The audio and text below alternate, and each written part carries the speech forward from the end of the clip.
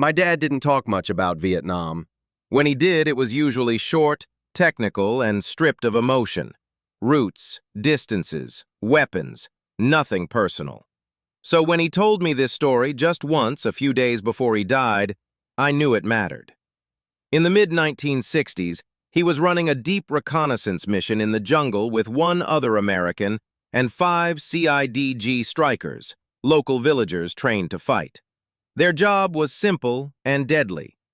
Place seismic ground sensors along a trail network the NVA used to move men and supplies.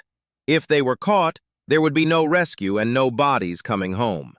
2 days into the mission, my dad took 2 of the strikers and split off from the main group to overwatch a nearby trail intersection. They settled into thick brush and waited. The jungle that day was almost peaceful. Birds, insects, the distant chatter of monkeys, no wind, no gunfire. That silence, the kind that makes your nerves itch, lasted for hours. After 3 or 4 hours, my dad decided it was time to move. Either they'd push farther down the trail or pull back and rejoin the patrol. Before stepping out of cover, he did what training had drilled into him. One last careful scan. That's when he saw him. Lying alongside the trail, just short of the intersection, was a soldier who absolutely did not belong there. He was a light-skinned black Union cavalryman, dressed head to toe in Civil War-era gear. Not a blur, not a shadow. Solid, real. He carried 2 pistols, a Spencer rifle, and at his hip hung a short, curved war club. My dad froze.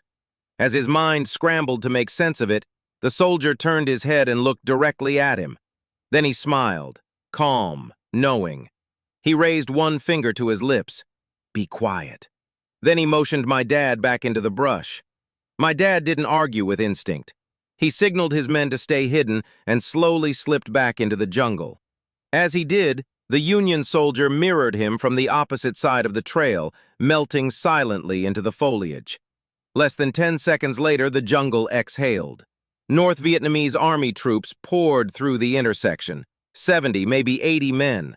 Automatic rifles, light machine guns, RPGs. Close enough that my dad could hear their boots and smell the sweat and oil on their gear. If my dad had taken one more step onto that trail, his entire team would have been erased in seconds. When the last soldier passed, my dad didn't wait to look for answers. He gathered his men and got out, fast, quiet, alive.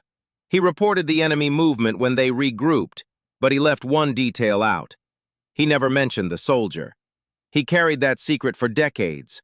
The only other person he ever told was his grandmother years later as she lay dying. When he finished the story, she smiled without opening her eyes. "You saw old Red Tom," she said.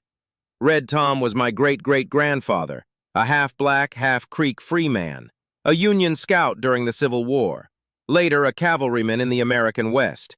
He was known for carrying 2 pistols, a Spencer rifle, and a Creek war club into battle, the same weapons my dad saw that day in the jungle.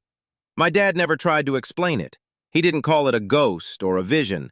He just told me this. Someone was watching that trail before I ever got there, and then he never spoke of it again.